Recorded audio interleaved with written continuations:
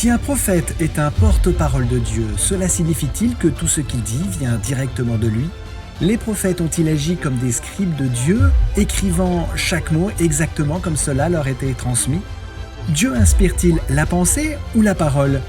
Et comment une pensée, une idée, une instruction ou un conseil passe de l'esprit de Dieu au prophète, puis à la page imprimée que vous et moi tenons dans nos mains et lisons? Ellen White a exercé un ministère public pendant 70 ans, pendant lesquels elle a eu plus de 2000 visions et rêves.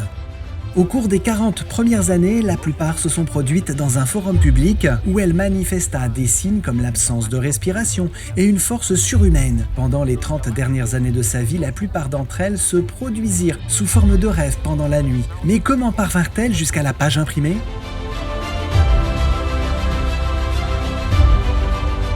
La première étape consistait à écrire ce qu'elle avait vu.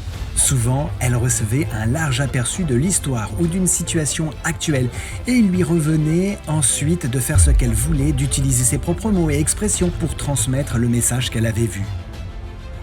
Elle dit « Bien que je sois aussi dépendante de l'Esprit du Seigneur pour écrire mes pensées que pour les recevoir, cependant, les mots que j'emploie pour décrire ce que j'ai vu sont les miens. À moins qu'il ne me soit dit par un ange que je cite toujours entre guillemets. »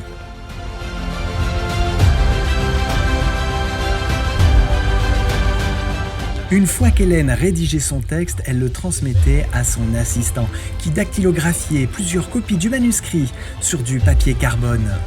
Pendant qu'ils faisaient cela, s'ils avaient besoin d'ajuster la grammaire, l'orthographe ou la ponctuation pour améliorer la qualité de la langue sans changer le sens du texte, alors ils le faisaient. Ellen White, en commentant cela, dit « Les rapports qui circulent selon lesquels l'un de mes assistants est autorisé à ajouter de la matière ou de modifier le sens des messages que j'écris ne sont pas vrais. »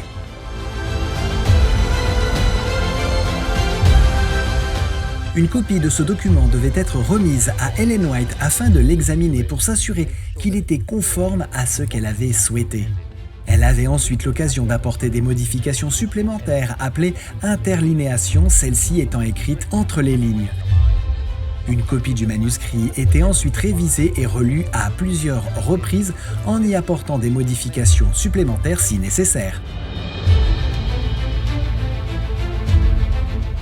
La troisième étape du processus était lorsqu'Ellen White ou les dirigeants de l'Église ressentaient le besoin d'un livre, d'un article ou d'une publication sur un sujet donné. Ellen White et ses assistants commençaient alors le processus de la compilation de la publication, soit par Ellen White écrivant à nouveau, soit en compilant les lettres et manuscrits existants sur un sujet donné. Une épreuve de galère était alors réalisée. Il s'agit d'une impression préliminaire du livre avec des marges particulièrement larges pour permettre d'éventuelles éditions ou modifications. Le manuscrit était ensuite révisé par le comité de lecture de la maison d'édition.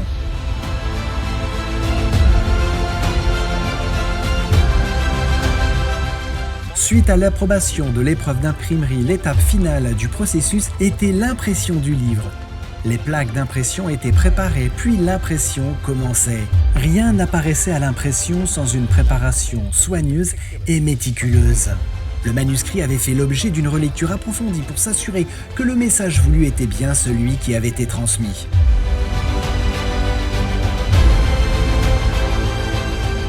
Le don de prophétie a été accordé pour diriger et guider l'Église de Dieu. Il n'était pas destiné à être un bâton pour frapper des gens, même si le conseil peut parfois être pointu et tranchant. Deux thèmes constants dans les écrits d'Ellen White sont la Bible et Jésus. Elle a toujours cherché à élever l'un et l'autre, ceux qu'elle écrivit. « Je veux que vous lisiez votre Bible et que vous voyiez les charmes incomparables du Christ. Je veux que vous tombiez amoureux de l'homme du calvaire. » Nous avons une parole prophétique sûre, qu'elle soit pour nous une lumière qui brille dans un lieu obscur, nous guidant vers la parole de Dieu et nous montrant l'amour de Jésus.